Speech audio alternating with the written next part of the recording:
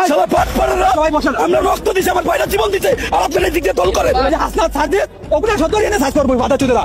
সেনাপ্রধানের স্টেটমেন্ট আমরা শুনেছি, তিনি এবং এটাও বলছেন আই হ্যাড এনাফ, মানে উনি অনেকটা সহ্য করেছেন, এরপর তিনি আর সহ্য করতে পারবেন না।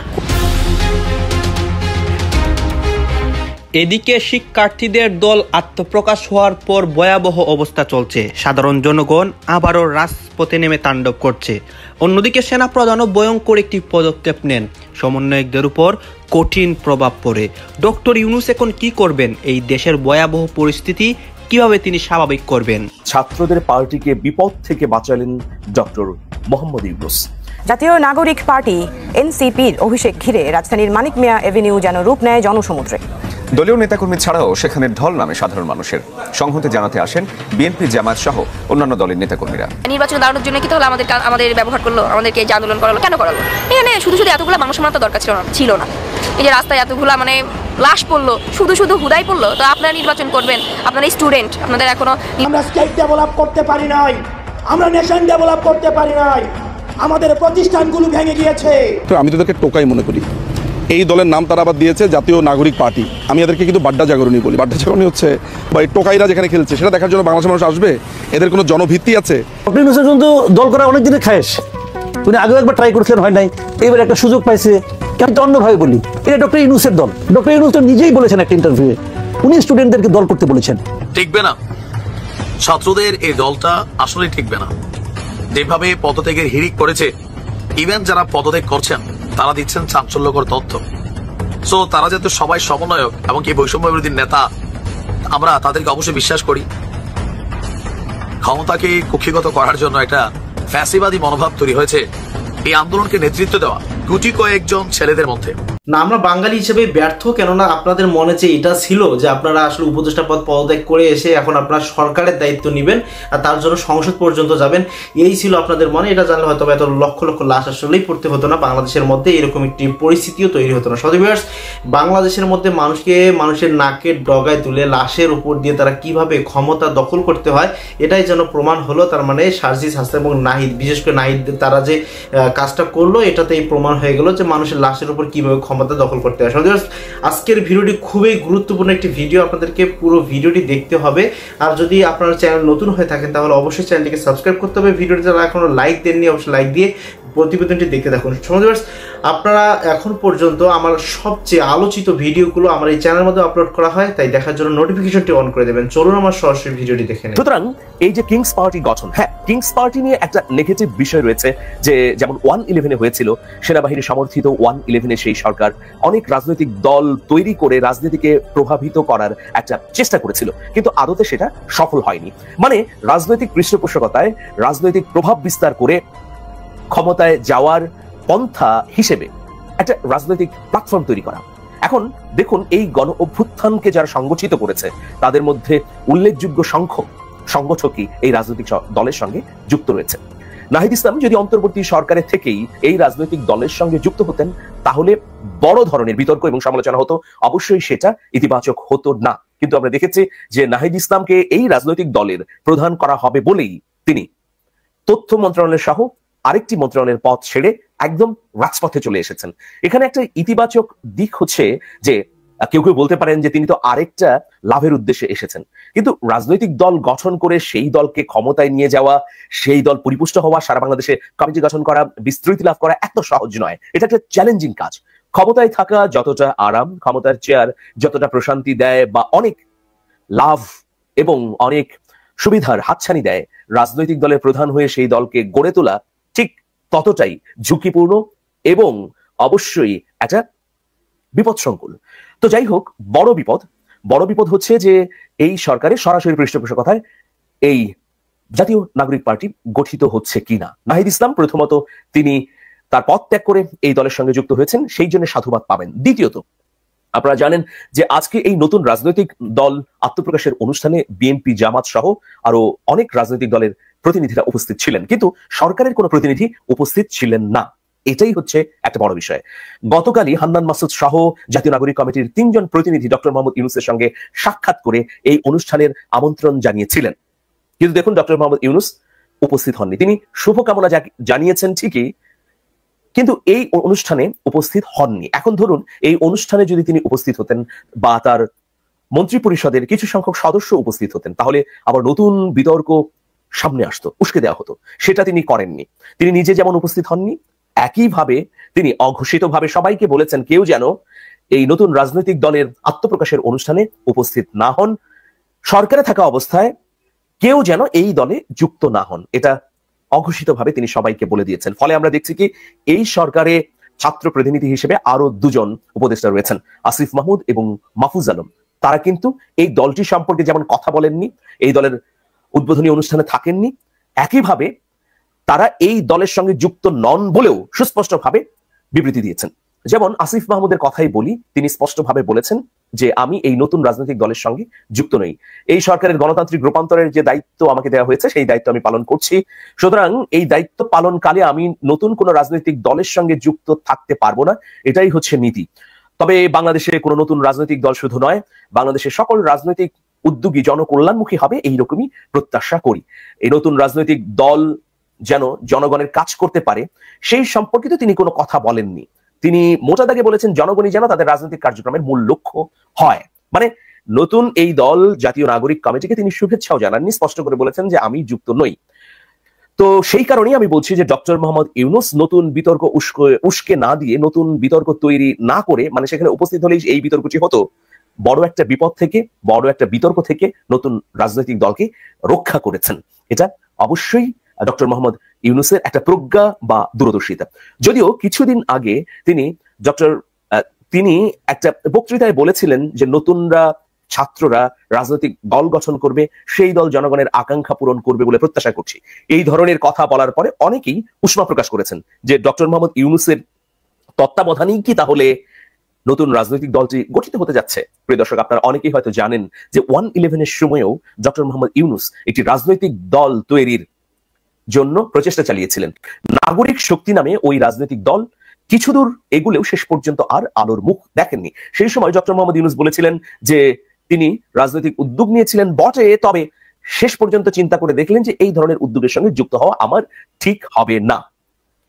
সুতরাং ডক্টর মোহাম্মদ ইউনূস যে এই রাজনৈতিক দলের সঙ্গে সরাসরি যুক্ত নন, তার দোয়া থাকতে পারে, তার পরোক্ষ ভালোবাসা থাকতে পারে, কিন্তু তিনি যে সরাসরি যুক্ত হননি এদের অনুষ্ঠানে এসে অথবা আনুষ্ঠানিক শুভকামনা জানিয়ে অথবা এই সম্পর্কিত কোনো বক্তৃতা বিবৃতি না দিয়ে, এটা অবশ্যই ইতিবাচক এবং এর মধ্য দিয়ে ছাত্ররা তাদের নতুন রাজনৈতিক দলটিকে বিতর্ক মুক্ত রাখতে পারলো বলে মনে করি।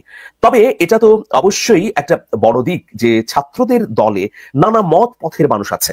এখন এই মত পথের মানুষের আকাঙ্ক্ষা এই দলে কিভাবে প্রতিফলিত হবে? ধরুন একজন বাম করেন, আর তার ভেতরে যদি সেই মার্কসিস্ট চিন্তা থেকে থাকে তাহলে তো এখানে বিপত্তি ঘটবে। আবার ধরুন একজন ইসলামী রাজনীতির সঙ্গে যুক্ত ছিলেন, এখন জাতীয় নাগরিক পার্টিতে যুক্ত হয়েছেন, তিনি যদি ইসলাম প্রতিষ্ঠা করতে যান এই দলের মধ্য দিয়ে, তাহলে সেক্ষেত্রেও বিপত্তি ঘটবে। ছাত্ররা বলছে যে তাদের এই রাজনৈতিক দলটি হচ্ছে কেবলমাত্র অধিকার আদায়ের লক্ষ্যে গঠিত, মানে মানুষের যে অধিকার সেই অধিকার যেন প্রতিষ্ঠিত হয়, এই এজেন্ডা নিয়ে কাজ করবে জাতীয় নাগরিক পার্টি। এখন এই কথাগুলো 53 বছরে অনেকেই বলেছেন, অনেকে সুন্দর সুন্দর কথা বলেছেন। প্রত্যেকটা রাজনৈতিক দলের গঠনতন্ত্রে জনবান্ধব কর্মসূচি রয়েছে, জনবান্ধব নীতি, লক্ষ্য, উদ্দেশ্য রয়েছে, কিন্তু কাজের বেলায় তারা কিন্তু ঠিক উল্টোই আমরা দেখতে পাই। এই রাজনৈতিক দল জন আকাঙ্ক্ষা পূরণ করতে পারবে কি, এটাই এই মুহূর্তে বড় চ্যালেঞ্জ। আর আগামী নির্বাচন যখন অনুষ্ঠিত হবে সেই নির্বাচনের আগে এই রাজনৈতিক দলকে নিবন্ধনও নিতে হবে। নিবন্ধন নেওয়ার ক্ষেত্রে, প্রার্থী দেওয়ার ক্ষেত্রে অথবা রাজনৈতিক দল গড়ে তোলার ক্ষেত্রে সরকারের যদি পৃষ্ঠপোষকতা থাকে তাহলে আবারও কিন্তু প্রশ্ন তৈরি হবে। সরকারকে সরকারের মতো রেখে, সেখানে যেহেতু গণ অভ্যুত্থানের দুজন সংগঠক রয়েছেন সরাসরি যারা গণ অভ্যুত্থানে যুক্ত ছিলেন, তাহলে তাদের দায়িত্ব তারাই পালন করুক, আবার রাজনৈতিক দল স্বগতিতে চলুক, রাজনৈতিক দল সরকারের পৃষ্ঠপোষকতা ছাড়া একদম জনগণের হয়ে উঠুক, এইরকমই কিন্তু প্রত্যাশা আমাদের। এর ব্যত্যয় ঘটলেই আসলে সমস্যা হবে। যত কথাই বলি না কেন, আমরা বলতে পারি যে বিএনপি তো সরকারের থেকে তৈরি হয়েছে, জাতীয় পার্টি সরকারের থেকে তৈরি হয়েছে, বাকশাল তৈরি করেছেন শেখ মুজিব তার ক্ষমতাকালে, কিন্তু না, এখন মানুষ এই ধরনের প্রবণতা আর চায় না। টিকবে না, ছাত্রদের এই দলটা আসলে টিকবে না। যেভাবে পদত্যাগের হিড়িক পড়েছে, ইভেন যারা পদত্যাগ করছেন তারা দিচ্ছেন চাঞ্চল্যকর তথ্য। সো তারা যাতে সবাই সমন্বয়ক এবং কি বৈষম্য বিরোধী নেতা আমরা তাদেরকে অবশ্যই বিশ্বাস করি। ক্ষমতাকে কুক্ষিগত করার জন্য একটা ফ্যাসিবাদী মনোভাব তৈরি হয়েছে এই আন্দোলনকে নেতৃত্ব দেওয়া গুটি কয়েকজন ছেলেদের মধ্যে। একদিকে আজকে গণতান্ত্রিক জাতীয় নাগরিক পার্টির আমরা দেখলাম যে তারা সামনে এসেছে, অপরদিকে ঠিক একদিন আগে গণতান্ত্রিক ছাত্র শক্তি নামক যে এই জাতীয় নাগরিক পার্টিরই ছাত্র টিম যেটা আত্মপ্রকাশ ঘটেছে, সেই টিম থেকে একের পর এক কেন্দ্রীয় নেতারা পদত্যাগ করছেন আর পাশাপাশি দিচ্ছেন চাঞ্চল্যকর তথ্য। আসুন দেখি ঘটনার প্রেক্ষাপট কি। দর্শক, বাংলাদেশ গণতান্ত্রিক ছাত্র সংসদ নামক যে টিমটার আত্মপ্রকাশ ঘটেছে গেল গতকালকে, এই দলটির সিনিয়র সদস্য সচিব ছিলেন রিফাত রশিদ। আজকে গতকালকে আমরা যখন নিউজটা করছি রাত্রে, তিনি ঢাকা বিশ্ববিদ্যালয় মধুর ক্যান্টিন সংবাদ সম্মেলনে তিনি জানিয়েছেন যে তিনি আসলে আজকে পদত্যাগ করেছেন। এখন কেন? আচ্ছা, আমরা আরো দুজনের দেখি কারা কারা পদত্যাগ করলেন। গণতান্ত্রিক ছাত্র সংসদ থেকে পদত্যাগের ঘোষণা দিয়েছেন পদপ্রাপ্ত রাজশাহী বিশ্ববিদ্যালয়ের 2 সমন্বয়ক। তারা তাদের ফেসবুক স্ট্যাটাসে লিখছে যে কমিটিতে ঢাকা এবং ঢাকা বিশ্ববিদ্যালয় কেন্দ্রিক যে আধিপত্য, সেইটার প্রতিবাদে তারা পদত্যাগ করেছেন। আরেকজন মেয়ে জেমিন সম্ভবত সেও পদত্যাগ করেছেন। দাবি একই। আমরাও কিন্তু এই কথাটাই বলছি যে আপনারা 10-12 জন বন্ধু বান্ধব মিলা টোটাল সবকিছুর আপনারা বাপ মা, সারা বাংলাদেশের পোলাপাইনগুলার আসলে ভূমিকা কি? আপনারা তো ক্ষমতার জন্য সবই করছেন, আপনাদের স্পষ্ট টার্গেট ক্ষমতা, আর কিছুই না। প্রাইভেটের ছাত্ররা বলছিল যে আমরা আন্দোলন শেষে পড়াশোনাতে ফিরে গেছি। এরা কি করছে? এরাই টাকা পয়সা কোথায় পাইছে রাজনীতি করার জন্য? এই প্রটোকল কোথায় পাচ্ছে? এদের ইন্টেনশন ক্ষমতা। এদের প্রথম দাবি ছিল কোটা। আমরা এটা নিয়ে আসছি ভাই। প্রাইভেটের বক্তব্য শুনছেন তো, আমার আগের ভিডিও শুনে নিবেন, অথবা কালের কণ্ঠে ছাত্রদের বিশাল একটা ক্ষুদ্র প্রতিক্রিয়া জানিয়েছে কালের কণ্ঠ পত্রিকায়। আচ্ছা, এখন যারা পদত্যাগ করেছে তাদের বক্তব্য কি? তাদের বক্তব্য হচ্ছে যে বৈষম্য বিরোধী ছাত্র আন্দোলনের একাংশের নেতৃত্বেই আত্মপ্রকাশ করেছে বাংলাদেশ গণতান্ত্রিক ছাত্র সংসদ। প্রাইভেটের তারা সাধারণত মারামারি হয়েছেই, এরপরে তারা যাদেরকে নিয়ে করছে সেখান থেকেও পদত্যাগ শুরু। আর যদি দেখি আপনার 205 সদস্যের যে পূর্ণাঙ্গ কমিটি ঘোষণার কয়েক ঘন্টার ব্যবধানে পদত্যাগ করছেন একের পর এক। ফেসবুক পোস্টে মেহেদী সজীব লিখছেন, বাংলাদেশ গণতান্ত্রিক ছাত্র সংসদের কেন্দ্রীয় কমিটিতে যুগ্ম আহ্বায়ক হিসেবে আমার নাম বলা হয়েছে। আমি আগেই বলেছি, আমার স্ট্যান্ডও বলেছি, ক্লিয়ারও করেছি, কিন্তু যে নতুন বন্দোবস্তের নামে ঢাকা এবং ঢাবি কেন্দ্রিক নয়া ফ্যাসিবাদী মনোভাবের যে উত্থান লক্ষ্য করা যাচ্ছে, তার প্রতিবাদে আমরা এই প্ল্যাটফর্মে থাকতে রাজি না। আর আমার ইচ্ছা ব্যতীত আমাকে এই দলটাতে সম্পৃক্ত করার জন্য নিন্দা জানাচ্ছি। রাজশাহী বিশ্ববিদ্যালয়ের শিক্ষার্থীর জন্যই আমি আজ মেহেদী সজীব হিসাবে গড়ে উঠেছি। আমার বার্তা, ঢাকা ঢাবি কেন্দ্রিক ফ্যাসিবাদী মনোভাব সরাইতে হবে। এই দলের অংশজনরা যতক্ষণ এখান থেকে বের হয়ে আসতে না পারবে, বিকেন্দ্রীকরণের দিকে মনোযোগ না দিবে, ততদিন তাদের সাথে কোন ধরনের রাজনৈতিক বোঝাপড়ায় আমরা যাব না। তাই পদত্যাগ করলাম। পদত্যাগের বিষয়ে সালাউদ্দিন বলছেন, ছাত্রদের নতুন রাজনৈতিক দলটা সার্বজনীন হতে পারত, এটা কিন্তু বাস্তব। কিন্তু তাদের বর্তমান অবস্থার কারণে দলটার মধ্যে শিক্ষার্থীরা বিশ্বাস রাখতে পারছে না, জনগণ না। জুলাই অভ্যুত্থানের সবচেয়ে বড় শক্তি ছিল শিক্ষার্থীরা। সেই শিক্ষার্থীদের পালসের বাইরে গিয়ে রাজনীতি করা সম্ভব নয়। তো এখানে অনেকজন অনেক মন্তব্য করেছেন। এখানে বলছি যে সিন্ডিকেট, আমরা বলি এই দেশে ব্যবসায়ীরা সিন্ডিকেট, অমুকরা সিন্ডিকেট, রাজনীতিবিদরা সিন্ডিকেট। যে লঙ্কায় যায় তার ভিতরে রাবণের মেন্টালিটি চলে আসে। যে জামাতের কাঁধে ভর করে রাজনীতির মেটিকুলাস প্ল্যান হয়েছে, সে জামাতি এখন খবর নাই। বিএনপির অবস্থা তো আরো কাহিল। ইউনূসের উপর কেউ ভরসা রাখতে পারছে না। ইতিহাসের সুপার হিরো থেকে আবার যেন সুপার ভিলেন না হয় ডক্টর মোহাম্মদ ইউনূস। শেখ হাসিনার যখন যুগ ছিল তখন এক ধরনের সিচুয়েশন ছিল, বাট অনেক কিছু দেখলেন। এবার কিছু কথা বলি। সবার আগে আসলে ধন্যবাদ দিতে হয়।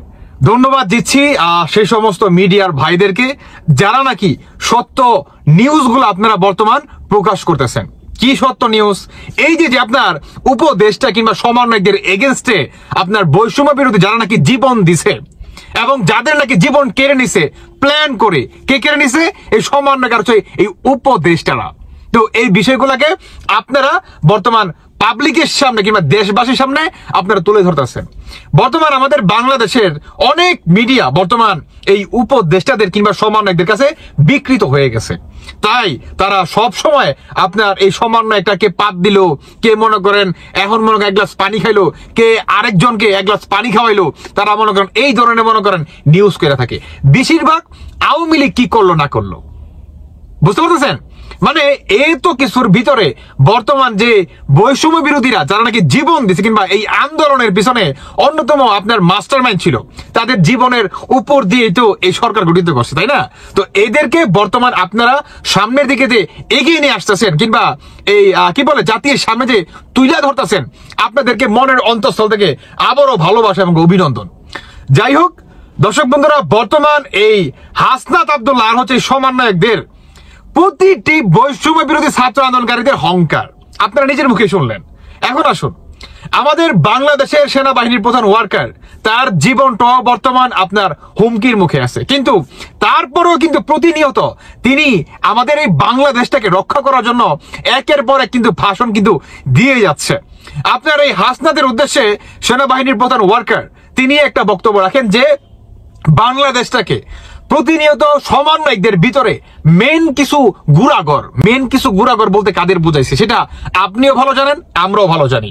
অতএব এই মেন কিছু গুড়াগর কারা, বর্তমান এদের এগেইনস্টে বা এদের মাধ্যমে বাংলাদেশটা যে কি পরিমাণ ধ্বংসের দিকে যাচ্ছে কিংবা সত্যটা তারা কি লুকাইতেছে, তো বাংলার মানুষ না বুকা চৌধুরী না, কেমন বাংলার মানুষ বুকা চৌধুরী না, আর সেনাবাহিনীর প্রধানও না আপনাদেরকে হুঁশিয়ারি করে দিছে। তবে দেখার বিষয় যে সেনাবাহিনীর প্রধান ওয়ার্কারের কথা আপনারা কতটুকু শোনেন, কেননা আমরা যদি দেখি যে এই সমন্বয়কারীরা বা আপনার ওই যে পিনাকি কন, ইলিয়াস কন, জঙ্গিবাদী যে বাজারা আছে, এরা বর্তমান এই সেনাবাহিনীর প্রধান ওয়ার্কারকে মনে করেন কেমনে ফালাই দেওয়া যায় আপনার সেই পরিকল্পনা মনে করেন এরা প্রতিনিয়ত করতেছে। আপনি শুনতে পারবেন যদি সেনাবাহিনীর প্রধান ওয়ার্কার তিনি যদি অতি দ্রুত একটা পদক্ষেপ না নেন, তাহলে তার জীবনটা ভাই দেখবেন যে কোনো সময় আপনার এই প্রেসিডেন্ট শহীদ জিয়ার মতো মনে করেন হয়ে গেছে, যে কোনো সময় দেখতে পাবেন আপনারা। তো যাই হোক, আপনারা কিন্তু শুনলেন যে এই সমন্বয়ক হাসনাত আব্দুল্লাহকে কি পরিমাণ আসলে গণদোলাই দিতে চায়। আমার মনে হয় যে কোনো সময় তিনি গণদোলাই খেয়ে যেতে পারে এই কালাপাটা অতি দ্রুত দেখবেন যে আপনার সামনে আবার ঈদ আসছে, কুরবানি ঈদ, তাই না? এই ঈদের মাঠে দেখবেন পিজাইতে একদম মোটা তাজা একটা গরু বানায় মনে করেন তারে হাটের মধ্যে মনে করেন ঠিকই রশি বাইন্দা মনে রেখা দিব, সবাই বলবো ওই রাখবেন নি, ওই নিবেন নি, কালাপাটা, হ্যাঁ এইভাবে সবাই স্লোগান দিব যে ভাই আমার কাছে আসেন, বড় একটা কালা পাঠা আছে, যে পাঠা নাকি আপনি যদি বাসায় নিয়ে যান মনে করেন এমন মাস্টার মাইন্ড গেম একটা খেলা দিব, আপনার কারোর সাথে যদি দ্বন্দ্ব থাকে একদম শেষ করে দিব। তো এই ধরনের একটা কালা পাঠা আমরা আশাবাদী বাংলাদেশের আগামী ঈদে মানে কুরবানি ঈদে এরকম একটা কালাপাঠা জনগণ উঠাবে হাটের মাঝখানে, আমরা আশাবাদী। দর্শক বন্ধুরা, যাই হোক, বলছিলাম সেনা প্রধানের যে বক্তব্য, সেই বক্তব্যকে নিয়ে দেশ জুড়ে এখনো যখন উত্তেজনা বিরাজ করছে এবং সেই বক্তব্যের পরে আমরা এরকম চিত্রও দেখেছি, সমন্বয়কদের জেলে যাওয়ার ঘটনাও দেখেছি আমরা। রাজশাহীতে 4 জন সমন্বয়ককে পুলিশে দেয়া হয়েছে, তারা বারিন্দ মেডিকেল কলেজে চাঁদা চাইতে গিয়েছিল, সেখানে ছাত্ররা ধরে তাদেরকে পুলিশে দিয়েছে, আর্মি এসেছিল, তারা ক্ষমা চেয়ে সেখান থেকে রক্ষা পাওয়ার চেষ্টা করেছে পরবর্তীতে, কিন্তু সেটা হয়নি, তাদেরকে পুলিশে দেয়া হয়েছে। এই প্রথম কোনো সমন্বয়কদের পুলিশে দেওয়ার ঘটনা ঘটলো এবং এটাকে নিয়ে অনেকে বলছেন যে সেনাপ্রধানের সেই ঝাঁঝালো বক্তব্যের প্রতিক্রিয়া শুরু হয়েছে, সেনাবাহিনী অ্যাক্ট করা শুরু করেছে ভালোভাবে। এবার এরকম ঘটনা যখন ঘটছে তখন সমন্বয়কদের যে নতুন রাজনৈতিক দল, সেই রাজনৈতিক দল আগামীকাল ঘোষণা করা হবে মানিক মিয়া এভিনিউতে। শুক্রবার যদিও, তারপরেও মানিক মিয়া এভিনিউয়ের মতো একটা ব্যস্ত জায়গা, ব্যস্ত রাস্তা বন্ধ করে কেন এই আয়োজন করা হবে সেটা নিয়েও যথেষ্ট সমালোচনা রয়েছে। কেন সেটা সোহরাওয়ার্দী উদ্যানের মতো বদ্ধ মাঠে হবে না, কেন ফাঁকা রাস্তায় করতে হবে, কেন সংসদের সামনের জায়গাটা বেছে নেওয়া হবে, এরকম আলোচনা তো রয়েছে। এর ফাঁকেই সেখানেই আয়োজন করা হচ্ছে এবং তাদের নতুন যে রাজনৈতিক দল তৈরি হতে যাচ্ছে সেই রাজনৈতিক দলের নাম চূড়ান্ত হয়েছে জাতীয় নাগরিক পার্টি, এনসিপি। জাতীয় নাগরিক পার্টি তাদের দল, এই তথ্যটা নিশ্চিত করছে বাংলাদেশের অন্যতম প্রধান দৈনিক প্রথম আলো। প্রথম আলো তাদের বরাত দিয়ে, বৈষম্য বিরোধী আন্দোলনের নেতৃবৃন্দের বরাত দিয়ে এই তথ্যটা নিশ্চিত করেছে কিছুক্ষণ আগে। তারা বলছে জাতীয় নাগরিক পার্টিই হচ্ছে তাদের নাম। তরুণদের এই রাজনৈতিক দলে আহ্বায়ক পদ সহ 5টি পদ চূড়ান্ত হয়েছে এবং বেশ হাস্যকর হলেও বাংলাদেশকে 2 ভাগে বিভক্ত করে 2 অঞ্চলের দায়িত্ব দুজনকে দেওয়া হয়েছে, যেহেতু দুজনকেই নেতৃত্বে আনতে হবে। তারা হচ্ছেন সার্জিস আলম এবং হাসনাত আবদুল্লাহ। বাংলাদেশকে উত্তর এবং দক্ষিণ 2 ভাগে বিভক্ত করা হয়েছে। সেখানে দক্ষিণের মুখ্য সংগঠক করা হয়েছে হাসনাত আবদুল্লাহকে এবং সার্জিস আলমকে উত্তরাঞ্চলের মুখ্য সংগঠক পদে নিয়োগ দেওয়া হয়েছে। মুখ্য সংগঠক 2টি পদ তৈরি করা হয়েছে এবং নেতৃত্বে জায়গা দেওয়ার জন্য নাসিরউদ্দিন পাটোয়ারিকে প্রধান সমন্বয়কারীর দায়িত্ব দেওয়া হয়েছে। তিনি সমন্বয় করবেন, প্রধান সমন্বয় করা, মুখ্য সংগঠক, এগুলোর কাজ কি সেটা গবেষণার ব্যাপার। আসলে একই ব্যাপারে বিভিন্ন শব্দ ব্যবহার করে পদ বন্টন করা এবং প্রধান 2টি পদ, আহ্বায়ক নাহিদ ইসলাম সদ্য সরকার থেকে পদত্যাগ করেছেন। তিনি এতদিন সরকারের ভেতরে থেকে দল গঠনের কলকাঠি নাড়িয়েছেন, এবার সরকারের বাইরে এসে দলের দায়িত্ব নিচ্ছেন। সদস্য সচিব করা হচ্ছে আক্তার হোসেনকেই। বহু বিতর্কের পরে আক্তার হোসেনকেই তারা সদস্য সচিব হিসেবে বেছে নিয়েছে। মজার ব্যাপার হচ্ছে 5টি যে মুখ্য পদ, 5 জনের যে জায়গা হয়েছে, এই 5 জনের মধ্যে 5টি প্রধান পদে একজনও নারী প্রতিনিধি নেই। এটা নিয়ে তাদেরকে প্রশ্ন করা হলে তারা দায়সারা গোছের উত্তর দিয়েছেন। তারা বলেছেন যে কোনো দলের চাইতে তাদের দলে নারী প্রতিনিধি অনেক বেশি থাকবে, নারীদের অনেক বেশি মূল্যায়ন করা হবে। মূল্যায়নের উদাহরণ আমরা দেখতেই পাচ্ছি। 5টা পদ, সেই 5টা পদে, আবারও বলছি 5টা পদ, আহ্বায়ক নাহিদ ইসলাম, সদস্য সচিব আক্তার হোসেন, প্রধান সমন্বয়কারী নাসিরউদ্দিন পাটোয়ারি এবং দক্ষিণাঞ্চলের মুখ্য সংগঠক হাসনাত আবদুল্লাহ, উত্তরাঞ্চলের মুখ্য সংগঠক সার্জিস আলম। এই 5টা পদের একটিতেও নারীদের অংশগ্রহণ নেই। প্রধান উপদেষ্টাকে দাওয়াত দেওয়া হয়েছে, প্রধান উপদেষ্টা নাকি সাদরে গ্রহণ করেছেন তাদের দাওয়াত, এমনটাও জানানো হয়েছে তাদের পক্ষ থেকে। এখন দেখার বিষয় প্রধান উপদেষ্টা এই অনুষ্ঠানে আসেন কিনা। উপদেষ্টা পরিষদকেও দাওয়াত দেওয়া হয়েছে, তারাও আসেন কিনা সেটাও দেখার বিষয়। বিএনপি জামাত সবাইকেই দাওয়াত দিচ্ছেন তারা। বিএনপি জামাতের প্রতিনিধি হয়তো থাকবেন, বিএনপি আসে কিনা এটাও একটা বড় প্রশ্ন। বিএনপির প্রতিনিধি উপস্থিত হলে সেটা একটা নতুন অর্থ মিন করবে, আবার যদি উপস্থিত না হয় সেটাকেও ভিন্নভাবে ব্যাখ্যা করার স্কোপ থাকবে। এখন আমরা কালকে পর্যন্ত ওয়েট করব যে কালকে কারা উপস্থিত হচ্ছেন অতিথি হিসেবে, সেটা খুবই গুরুত্বপূর্ণ একটা বিষয়। এই প্রস্তুতি যখন চলছে, তারা যখন এরকম প্রস্তুতি নিচ্ছে, তখন দেশে আইন শৃঙ্খলা পরিস্থিতির চরম অবনতি এবং আজকে ঢাকা বিশ্ববিদ্যালয়ে তাদেরই যে বৈষম্য বিরোধী ছাত্র আন্দোলন থেকে যে নতুন ছাত্র সংগঠন তৈরি হয়েছে, গতকালকে মারামারি হয়েছে, ব্যাপক মারামারি হয়েছে গতকালকে। আমরা আমাদের ভিডিওতে কম বলেছিলাম, কিন্তু সেটা আসলে ব্যাপক আকারে মারামারি হয়েছে। বেশ কয়েকজন হাসপাতালে রয়েছে এবং সেই ঘটনার জন্য আজকে বাকের কাদের, যারা এই নতুন ছাত্র সংগঠনের নেতা, তারা আজকে ক্ষমা চেয়েছে, বেসরকারি বিশ্ববিদ্যালয়ের ছাত্রদের কাছে ক্ষমা চেয়েছে। সেই তুলকালাম কাণ্ড এখনো চলছে, ক্ষমা চাওয়ার ব্যাপারগুলো চলছে এবং তাদের মধ্যে একজন নেতা, নামটা এই মুহূর্তে মনে করতে পারছি না, তারা সেই নেতা আবার পদত্যাগও করে ফেলেছেন একদিনের মধ্যে। এই ঘটনা যখন ঘটছে তখন দেশের আইন শৃঙ্খলা পরিস্থিতি একেবারে তলানিতে অবস্থান করছে। সবাই যখন ভাবছেন স্বরাষ্ট্র উপদেষ্টাকে সরিয়ে দেওয়া উচিত, তার বদলে অন্তত ব্রিগেডিয়ার সাখাওয়াতকে আবার নিয়ে আসা উচিত, তখন ব্রিগেডিয়ার সাখাওয়াত সেনাবাহিনী প্রধানের বক্তব্য নিয়ে একটি মন্তব্য করেছেন। বলেছেন সেনাবাহিনী প্রধানের বক্তব্য খুবই অর্থবহ, তিনি না জেনে না বুঝে অর্থহীন কোনো কথা বলেননি।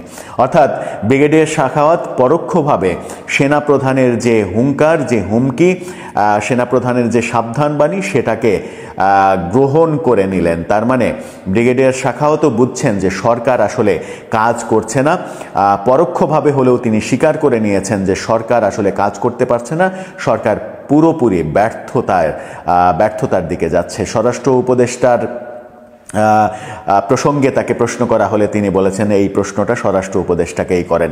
তার মানে ব্রিগেডিয়ার সাখাওয়াতও যে বিরক্ত সরকারের কর্মকাণ্ডে, তাকে যে স্বরাষ্ট্র উপদেষ্টা থেকে সরিয়ে দেওয়া হয়েছিল, পরিণতি যে কত ভয়াবহ হয়েছে সেটা আজকে দেশের মানুষ যেমন টের পাচ্ছে, সরকারও টের পাচ্ছে। এরকম পরিস্থিতি যখন চলছে তখন ভারতীয় একটা গণমাধ্যম আজ তক বাংলা, সেখান থেকে বেশ কিছু খবর দেয়া হচ্ছে। সেই খবরটা গুজব, মিথ্যা, বানোয়াট নাকি সত্য সেটা সময়ই বলে দেবে। তারা বলতে চাচ্ছে যে জুলাই আগস্ট যে বিপ্লব হয়েছে, শেখ হাসিনা বিরোধী যে আন্দোলন হয়েছে, সেই আন্দোলনে আমেরিকা, চীন, কাতার সহ বিভিন্ন দেশ থেকে বিপুল পরিমাণ টাকা এসেছে বাংলাদেশে এবং সেই টাকার ভাগ বাটোয়ারা হয়েছে সমন্বয়ক, উপদেষ্টা যারা এখন বিভিন্নভাবে কাজ করছেন তাদের অ্যাকাউন্টে, এবং তাদের বিটকয়েন অ্যাকাউন্ট তৈরি করা হয়েছে এরকম তথ্য তারা দেওয়ার চেষ্টা করছেন। বিটকয়েন অ্যাকাউন্টের স্ক্রিনশট সহ নাহিদ ইসলাম, আসিফ মাহমুদ, সজীব ভুঁইয়া, হাসনাত আবদুল্লাহ, সার্জিস আলম, এদের বিভিন্ন জনের, রাফি, চট্টগ্রামের সমন্বয়ক রাফি, এদের বিটকয়েন অ্যাকাউন্টের কথা বলছে আজ তক বাংলা। যদিও ভারতীয় বিভিন্ন গণমাধ্যমের অপপ্রচার, গুজব এটা নিয়ে বহুদিন থেকেই আলোচনা চলছে, কিন্তু আজ তক বাংলা যে খবর দিচ্ছে, যে কনফিডেন্সের সুরে তারা কথা বলছে, সেটা যদি সত্য হয়ে যায় তাহলে এই আজকের যে জুলাই আগস্ট বিপ্লব, সেই বিপ্লব বিতর্কিত হবে এবং বিপ্লব বিতর্কিত হলে বিপ্লব নিয়ে যে স্বপ্ন, সেই স্বপ্ন ভঙ্গ হবে। সব মিলিয়ে আমরা একটা অন্ধকারের মধ্যে চলে যাব।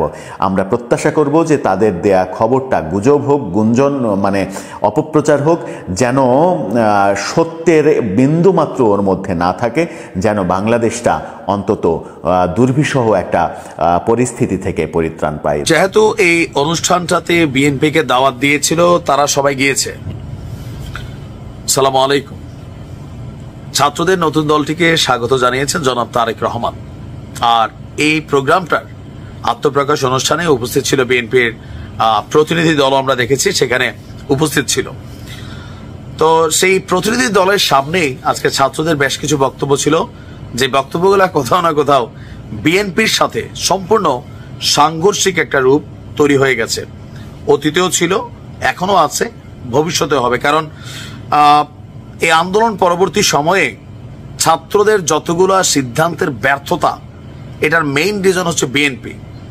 ইভেন যেই ইস্যুগুলো নিয়ে বিএনপি একদম স্ট্রং, আর এই দলটাকে বিএনপি আগাগোড়া মনে করে ডক্টর ইউনূস নিজের মেধা বুদ্ধি খাটিয়ে আগামী দিনে তার স্বপ্নকে বাস্তবায়ন করতে, প্লাস তরুণদের স্বপ্নকে বাস্তবায়ন করতে কিংস পার্টি হিসাবেই এই দলটাকে তৈরি করেছে। এখন আজকে উদ্বোধনের দিন বা সূচনার দিন তারা যে বক্তব্যটা দিয়েছে, বিএনপি এটাতে শতভাগ দ্বিমতে আছে। কোনটা? সংবিধান পরিবর্তন নিয়ে ছাত্ররা অনেক চেষ্টা করছে, কিন্তু বিএনপি কিন্তু এখান থেকে সরে নাই। আর এই সংবিধান না সরার কারণে রাষ্ট্রপতির চুপ্পু কিন্তু এখনো ক্ষমতায় আছে। কি ঘোষণা দিল দলটির যিনি প্রধান নাহিদ ইসলাম, তিনি বলছেন, আমরা মনে করি জুলাই 2024 এই গণঅভ্যুত্থানে আমাদের সেকেন্ড রিপাবলিক প্রতিষ্ঠার লড়াই সূচনা করেছে। একটি গণতান্ত্রিক নতুন সংবিধান প্রণয়নের মাধ্যমে আমাদের সাংবিধানিক স্বৈরতন্ত্র পুনঃপ্রতিষ্ঠার সকল সম্ভাবনার অবসান ঘটাতে হবে। তো আমাদের সেকেন্ড রিপাবলিক প্রতিষ্ঠার জন্য গণপরিষদ নির্বাচনের মাধ্যমে একটি নতুন সংবিধান প্রণয়ন আমাদের অন্যতম প্রাথমিক লক্ষ্য। আমাদের সেকেন্ড রিপাবলিককে জাতীয় স্বার্থ সুরক্ষায় শক্তিশালী প্রতিরক্ষা ব্যবস্থা গড়ে তোলা হবে। ভেঙে পড়া রাজনৈতিক, সামাজিক, অর্থনৈতিক, সাংস্কৃতিক প্রতিষ্ঠানগুলো পুনরায় গড়ে তোলা এবং তাদের গণতান্ত্রিক চরিত্র রক্ষা করা হবে আমাদের রাজনীতির অগ্রাধিকার। এর মধ্যে দিয়ে আমরা একটি পরিপূর্ণ গণতান্ত্রিক রাষ্ট্র হিসাবে আবির্ভূত হতে পারবো। আসলে পারবে? আমার মনে হয় না।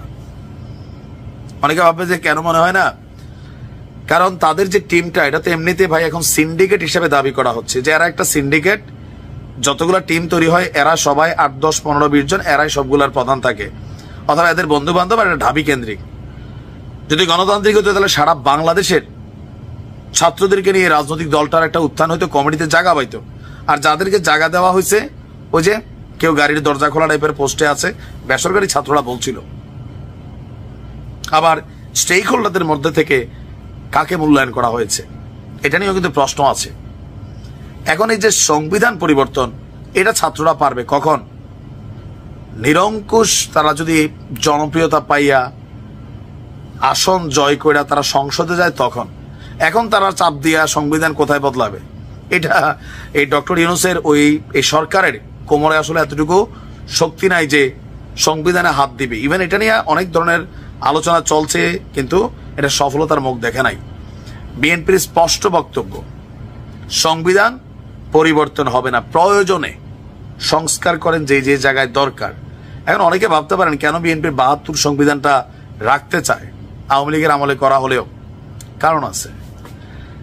বি অনেস্টলি, এই সংবিধানটার যেই সিস্টেম তৈরি করা হয়েছে, সেই সিস্টেমে অনেক কিছুই আছে যেটা বিএনপির জন্য ফয়দাজনক, আওয়ামী লীগের জন্য ফয়দাজনক, জামাতের জন্য ফয়দাজনক, জাতীয় পার্টির জন্য জনক। এখন যারা ছাত্ররা আছে তারা আসলে কি ওই ফয়দা সরানোর জন্য সংবিধান সরাতে চাচ্ছে, নাকি এটা আওয়ামী লীগ করছে এই কারণে সরাইতে চাচ্ছে, সেটাই হচ্ছে মূল বিষয় আলোচনার। কারণ তারা মনে করছে জিয়াবাদ আছে এই দেশে, মুজিববাদ আছে, তারা নতুন বাদ তৈরি করবে, গণতন্ত্রের ইমাম নাহিদবাদ হয়তো হইতে পারে। এই কথাটা কেন বললাম? হান্নান মাসুদ বলছে গণতন্ত্রের ইমাম হচ্ছে নাহিদ, চাটুগাড়িতে করতেছে। দর্শক, তারা ছিল ছাত্র এবং সেটাকে কেন্দ্র করে আসলে এত আন্দোলন গড়ে উঠেছিল, বাংলাদেশের প্রত্যেকটা জায়গা থেকে আন্দোলন গড়ে উঠেছিল। কিন্তু তারা মানে এতদিন আসার পর এখন বুঝতে পারলো যে তাদের এখন ক্ষমতা লাগবে। দর্শক, বাংলাদেশের মধ্যে এরকম অনেকে কথাবার্তা বলছেন যে শিক্ষার্থীরা যেহেতু তারা চেষ্টা করেছেন ভার্সিটি থেকে মানে হচ্ছে ছাত্ররা কোনো রকম দলে অন্তর্ভুক্ত থাকতে পারবে না, তারা কোনো রাজনীতি নিষিদ্ধ করতে হবে ভার্সিটি থেকে। কিন্তু শেষমেশ দেখা গেল ছাত্ররা এবার রাজনৈতিক দল খুলে বসলো। এই ব্যাপারগুলো নিয়ে আসলে বাংলাদেশের মধ্যে বিভিন্ন আনাচে কানাচে, বিভিন্ন সোশ্যাল মিডিয়াতে বিভিন্ন মন্তব্য আসতেছে। তবে এই ব্যাপারটা কতটুকু যুক্তিযুক্ত বলে মনে করেন অবশ্যই আমাদের কমেন্ট বক্সে জানিয়ে দিবেন। আজকে ভিডিও এই পর্যন্তই। চ্যানেল নতুন হলে সাবস্ক্রাইব করুন, বন্ধু হয়ে পাশে থাকুন। আল্লাহ হাফেজ।